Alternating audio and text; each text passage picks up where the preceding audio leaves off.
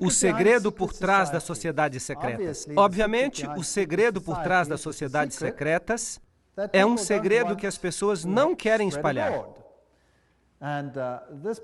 Esse tópico particular é tão sério que eu não me aventurarei a dizer nada, ou pouco. Em vez disso, eu vou deixar a história e as citações falarem por elas mesmas. Talvez seja tedioso ouvir citação após citação, mas o fato é que dessa maneira não sou eu que estou dizendo. É o fato histórico sendo colocado diante de vocês, para que vocês então decidam por vocês mesmos se o quebra-cabeças faz sentido ou não. Apocalipse 17:4. Achava-se a mulher vestida de púrpura e de escarlata, adornada de ouro, de pedras preciosas e de pérolas, tendo na mão um cálice de ouro, transbordante de abominações, e com as imundícias da sua prostituição.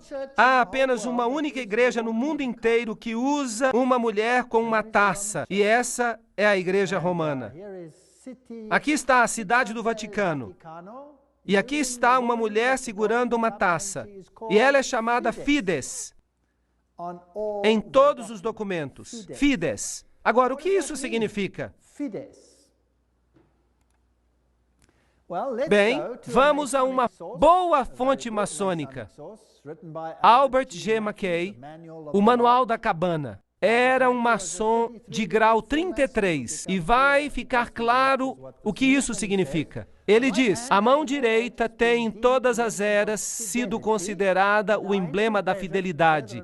E nossos antigos irmãos adoravam a divindade sob o nome de Fides, ou fidelidade, que era às vezes representada pelas duas mãos direitas unidas, e às vezes por duas figuras humanas, segurando-se mutuamente pelas mãos direitas. Numa foi o primeiro que erigiu o altar a Fides, sob o qual o nome da deusa dos juramentos e da honestidade era adorado. Então significa honestidade e fidelidade, mas é também o nome de uma divindade feminina.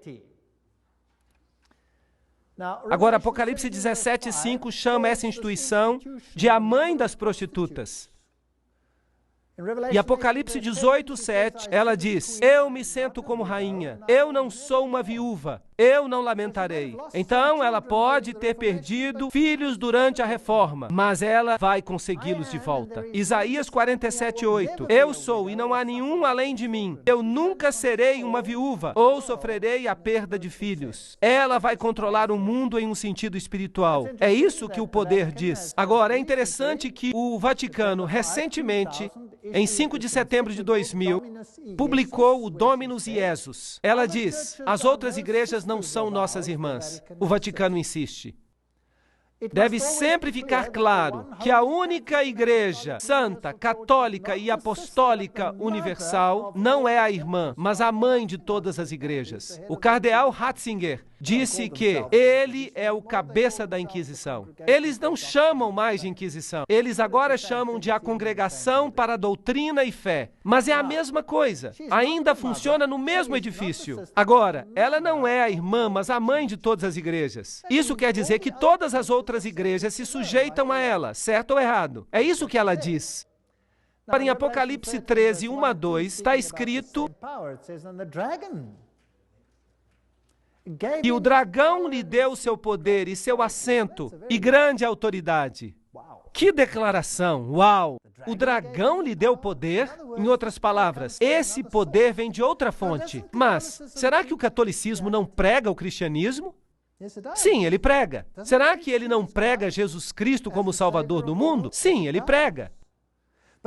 Mas ele também prega a mediação através de outros mecanismos e através da igreja. Agora, é interessante que nas sociedades secretas há sempre duas doutrinas. Uma para os iniciados e outra para os goyim, os não iniciados. E os cavaleiros templários tinham duas doutrinas. Uma era a doutrina interna, oculta, esotérica. E a outra era a exotérica. Essa doutrina externa era o catolicismo. Por isso as massas receberam uma religião que os internos viraram de ponta cabeça. Entre os internos do ocultismo, Lúcifer é o verdadeiro filho de Deus. Jesus é um segundo filho que foi derrotado pelo primeiro, que foi expulso. Portanto, Lúcifer é o verdadeiro luminário, o vencedor da batalha. E ele receberá adoração no final do tempo. Essa sempre foi a doutrina da Cabala. Sempre foi a doutrina do gnosticismo. Mas é claro, não é o que a Bíblia ensina. Mas então o catolicismo não ensina o que a Bíblia ensina. Apocalipse 17, 12 a 14 fala: os 10 chifres que viste são os 10 reis que ainda não receberam um reino, mas que por uma hora receberão autoridade como reis juntamente com a besta. Eles têm um propósito e darão seu poder e autoridade à besta. Eles farão guerra contra o Cordeiro. Mas o Cordeiro os vencerá, porque ele é o Senhor dos senhores, o Rei dos reis. E com ele estarão que são chamados escolhidos e fiéis. Agora, hoje, vamos tratar de todo o capítulo 17. Mas os reinos do mundo, aqui representados por estes 10, darão seu poder ao sistema, assim como na Idade Média, e aplicarão a doutrina ao mundo inteiro.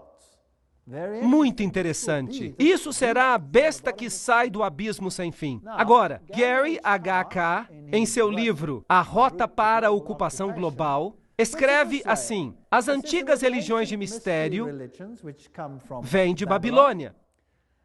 E elas eram panteístas, é claro. Isso significa que Deus está na natureza. Deus está em tudo. O que, de fato, nos faz deuses também. Isso foi inculcado na Cabala, tomado na era cristã pelo que é chamado de gnosticismo. E os cavaleiros templários eram o centro interior secreto que tinha o conhecimento antigo dos místicos. Isso foi levado até o Rosa Cruz, a maçonaria e os Illuminati, que, de acordo com Gary K., controla o marxismo, as sociedades secretas americanas e as sociedades políticas, o sistema bancário internacional e o Concílio Mundial de Igrejas. Agora, isso é muito estranho. Será que o Concílio Mundial de Igrejas é controlado pela maçonaria? Vamos examinar isso com detalhes. E é claro, temos ainda o movimento da Nova Era, as sociedades teosóficas, e todas essas coisas controladas pelo mecanismo para anular e esvaziar a doutrina da salvação em Cristo somente. Essa será a batalha final. E para alcançar isso, esta mulher se escondeu e se disfarçou em roupas cristãs. E as pessoas recebem a doutrina Goyim e não sabem qual é a doutrina interna. Essa é completamente diferente. Bem, se lermos 1 Crônicas 16, 26, pois todos os deuses dos povos são ídolos, mas o Senhor fez os céus. Isso nos informa que a idolatria é algo que vem da terra. Nimrod, o Senhor do céu, Tamuz, o Messias pagão, e Semiramis, a rainha dos céus, todos esses têm a sua origem em Babilônia. E se você passa pelas religiões que foram propagadas no Líbano, na Fenícia, em Babilônia, na Síria, na Grécia, em Roma, no Egito, na Índia, na China, no México e na Escandinávia, você tem a mesma figura sob nomes diferentes. Baal, Tamuz, Astorá, El, Baco, Astarte, Belo, Tamuz, Reia, Istar, Nino, Hércules, Beltis, etc., etc. E no Egito, Ra, Osíris, Oris, Ísis, Hathor. E na Índia, Vishnu, Krishna, Isidevaki, e assim por diante. Agora, o romanismo, a Igreja Católica, tomou essa trindade e transformou-a no Pai, na Mãe e no Filho, que significa que eles devem elevar a Mãe ao ponto da divindade. E veremos como eles fizeram isso, e que estão fazendo isso com a sanção do Papa. Assim, a verdadeira trindade e a trindade católica romana são duas coisas muito diferentes. Para os Goyim, são Pai, Filho e Espírito Santo. Para o círculo interno, são Pai, Mãe e Filho, que não são nada mais do que Baal, Tamuz e Astarote, se você quer usar os nomes antigos. Júpiter é o Deus que é adorado sob Petrus, a rocha. E ubi Petrus, ibi ecclesia, significa, onde está Pedro, está também a igreja. Então há aqui uma outra rocha que toma o lugar da verdadeira rocha. Cristianismo e sociedades secretas? Poderíamos resumir isso da seguinte maneira: a velha religião babilônica deu origem à Cabala, enquanto que os essênios e os outros, o gnosticismo, veio à existência e o gnosticismo foi fundado por Simão Mago. Isso vem de nenhuma outra fonte, senão a história da magia, por Eliphas Levi. Essa é uma importante fonte maçônica. Portanto, o gnosticismo foi fundado por Simão Mago. Então, esse gnosticismo, que é a doutrina secreta, foi eventualmente, através de muitas organizações intermediárias, levado até os Cavaleiros Templários.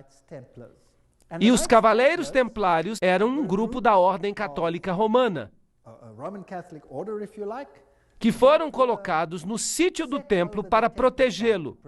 E eles tinham fortes ligações com as sociedades islâmicas, inclusive com os ismaelis, os carmatitas, os fatimitas, os druzas e os assassinos. E esses são muito interessantes. E eu vou falar sobre eles quando falar sobre a conexão islâmica. As sociedades secretas, assim como os templários, tinham duas doutrinas. Uma para os goyim e outra para os iniciados, os internos.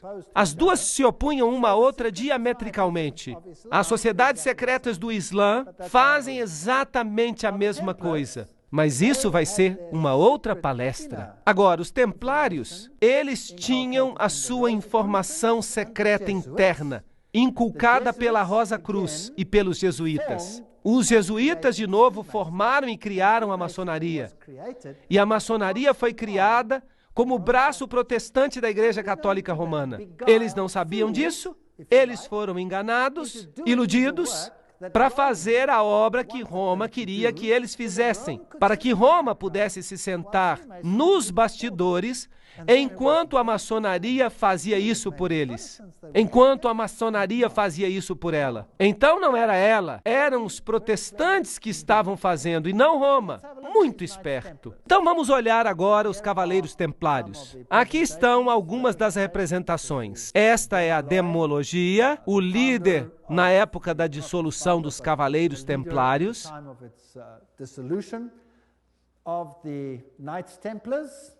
Era assim que se vestiam. Esse é um dos seus símbolos. E é um símbolo usado para muitas igrejas hoje. Sabiam disso? Muitas igrejas carismáticas usam esse símbolo. Isso é fascinante. Os testemunhas de Jeová usam esse símbolo também. Vou dar uma outra palestra sobre isso. Agora vamos olhar o que o Sr. Webster, no livro Sociedades Secretas e Movimentos Subversivos, tem a dizer sobre os templários. Nós não vamos ler tudo isso, mas se você tem o vídeo, você pode parar e ler a citação. No ano 1118, 19 anos depois do fim da Primeira Cruzada, com a derrota dos muçulmanos, a captura de Antioquia e Jerusalém. Esses grupos foram fundados e foram eventualmente estabelecidos como templários. E então receberam de presente uma casa perto do sítio do Templo de Salomão. Por isso se chamam Cavaleiros Templários.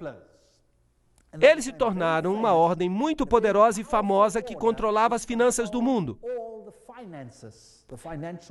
Eles eram a elite bancária, se você preferir. E então, no ano 1128, a ordem foi sancionada pelo Concílio de Troy e pelo Papa. Era uma ordem católica romana